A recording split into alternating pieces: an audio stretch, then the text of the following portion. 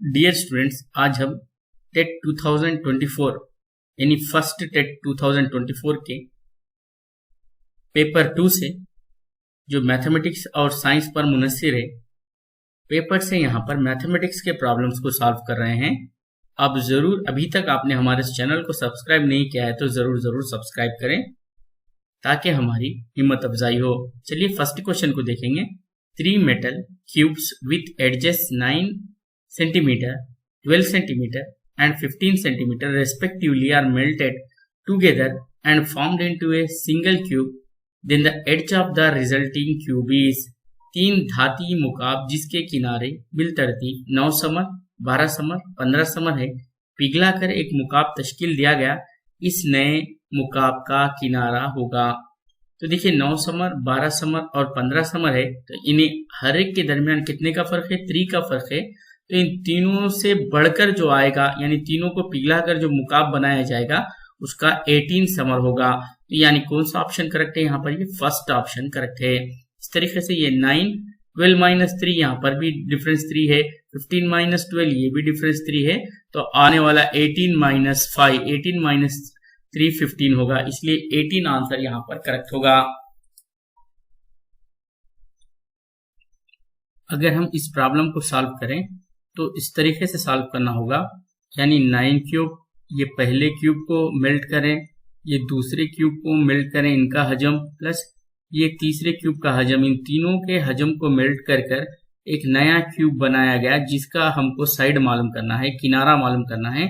तो इन सबको 9 को 3 बार मल्टीप्लाई करना होगा, 12 को 3 टाइम्स मल्टीप्लाई करना होगा और 15 को 3 टाइम्स मल्टीप्लाई कर उसका क्यूब रूट फाइंड आउट करना होगा, जो बहुत बड़ा लेंथी प्रोसेस होगा।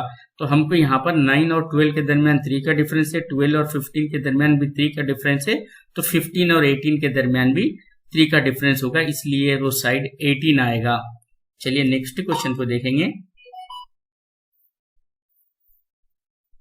In a right angle triangle ABC, right angle is at A.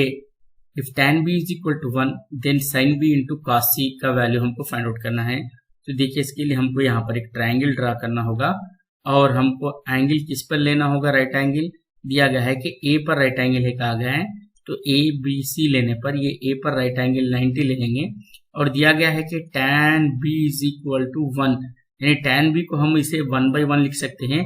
तो tan B यानी B पर ही अगर लिए तो ये opposite side by adjacent side होगा, तो ये कितना वैल्यू हासिल होगा? ये √2 हासिल होगा, क्योंकि पाइथागोरस थ्योरम के मदद से यहाँ पर ये √2 हासिल होगा।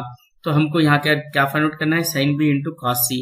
तो यानी sin B का वैल्यू क्या होगा? देखिए यहाँ पर sin B opposite side by hypotenuse यानी 1/√2 हो गया sin B का वैल्यू, और cos C का वैल्यू क्या होगा? यहाँ C से अगर लेंगे तो ये एडजेसेंट साइड बाय हाइपोटेनस होगा, ये भी 1/√2 होगा।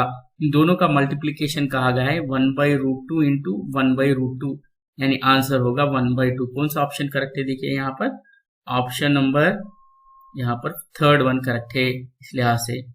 चलिए नेक्स्ट क्वेश्चन को देखेंगे।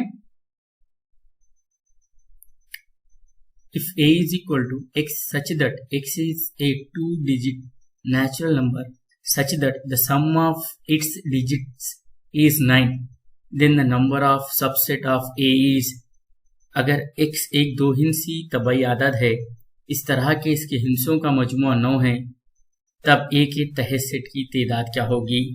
तो देखिए पहले तो तहत सेट की तादाद के लिए जो ज़ाब्ता है वो है, जो फार्मूला है 2 power of n। n means number of elements present in the set. तो पहले A सेट में कितने अरकान होंगे जिनके दोनों हिंसों का मजमुआ 9 होगा? तो देखिए वो होंगे, हम लिखेंगे फर्स्ट 9 0 जो है इन दोनों को ऐड करने पर कितना होगा? दोनों हिंसों को ऐड करने पर वो 9 होगा। और इसी तरह से अब देखिए उसके बाद 1 8 8 1, फिर इसके बाद देखिए 2 7 7 2, फिर इसके बाद देखिए 3 6 6 3, फिर उसके बाद देखिए 5 4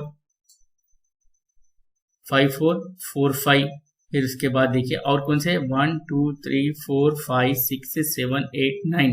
तो इस लिहाज से ये 9 अरकान होंगे जिनके डिजिट्स को ऐड करने पर टोटल क्या होगा? 9 होगा। देखिए ये 9, 1 + 8 9, 8 + 1 9, इन सब का मजमुआ कितना होगा 9 होगा। तो कितने हैं इसमें 9 एलिमेंट्स है इसमें, तो इसके सबसेट कितने होंगे 2 पावर ऑफ n यानी 2 पावर ऑफ 9 होगा। तो देखिए 2 पावर ऑफ 9 बोले तो कितना होगा उसका 512 होगा। 2 पावर ऑफ 9 का अगर हम 2 × 2 × 2 9 टाइम्स मल्टीप्लाई करते हैं तो 512 आंसर होगा। कौन सा ऑप्शन करेक्ट है? सेकेंड ऑप्शन करेक्ट है। चलिए नेक्स्ट क्वेश्चन को देखेंगे। HCF of 1860 and 2024 1860 और 2024 का एनालिफमीम होता है।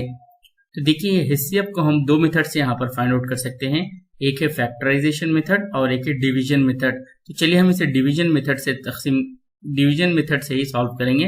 2024 को हम डिवाइड करेंगे 1860 से। देखिए 1860 1 × 1860 लेंगे, यहाँ पर ये 4 और ये 12 माइनस यहाँ पर 6 होगा और यहाँ पर 9 - 8 1 होगा। अब 164 को हम 164 से 1860 को डिवाइड करेंगे तो 164 10 × 1640 होता है। तो 11 अगर हम लेते हैं यहाँ पर 4 11 × 44 का 4 कैरीज 11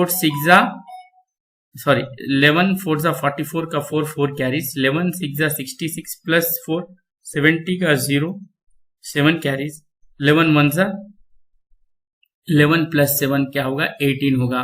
तो यहाँ पर कितना रिमेनिंग रहेगा 56 रिमेनिंग रहेगा। तो ये 56 को अब हम 56 से 164 को डिवाइड करते हैं तो 56 अगर हम 56 2 अगर इसको मल्टीप्लाई करेंगे 2 6 12 का 2 1 carries 2 5 10 plus 1 11।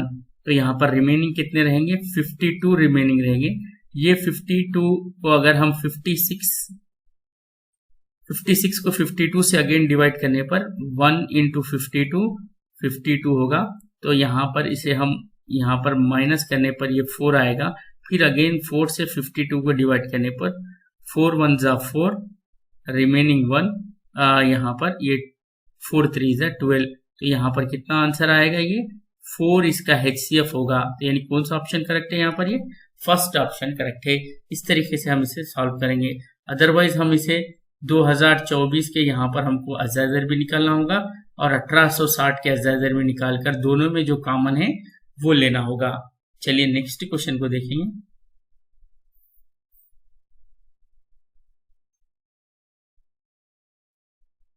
If 0 less than theta less than or equal to 90 degrees, then the cot square theta plus cot power of 4 theta is। तो देखिए यहाँ पर cot square theta plus cot power of 4 theta का value पूछा गया है। तो cot square theta और cosec square theta में एक रिलेशन है। cot square theta क्या रिलेशन है? cosec square theta minus cot square theta equal to 1 होता है। तो अब यहाँ पर हम इसको इधर लाने पर cot स्क्वायर को इधर लाने पर और 1 को इधर लाने पर ये होगा cot स्क्वायर के प्लेस पर हम लिख सकते हैं cosec स्क्वायर थीटा -1 प्लस यहाँ पर इसे किस तरीके से लिखेंगे? यहाँ पर हम इसे लिख सकते हैं cosec square theta -1 whole square इसे लिख सकते हैं यहाँ पर। तो चलिए ये कितना होगा देखिए cosec स्क्वायर थीटा -1 और a - b का अगर हम फार्मूला अप्लाई करेंगे यहाँ तो ये होगा कोसेक स्क्वायर यानी cosec power of 4 theta plus 1 और -2 कोसेक स्क्वायर थीटा यानी a - b का फार्मूला यहाँ पर अप्लाई करने पर ये +1 और ये -1 यहाँ पर कैंसिल होने पर ये कितना होगा कोसेक स्क्वायर थीटा। तो देखिए plus cosec power of 4 theta -2 cosec square theta. तो ये देखिए ये कोसेक स्क्वायर थीटा है, ये प्लस कोसेक स्क्वायर थीटा है। तो यहाँ पर इसका आंसर होगा कोसेक पावर ऑफ 4 थीटा -1 होगा। ये 2 - 1 कितना होगा -1 होगा -1 कोसेक स्क्वायर थीटा। यानी कौन सा ऑप्शन करेक्ट है यहाँ पर? देखिए cosec power of 4 theta minus cosec square theta, इस लिहाज से ये फोर्थ ऑप्शन यहाँ पर करेक्ट है। तो डियर स्टूडेंट्स यहाँ पर आज की क्लास का इख्तिताम होता है।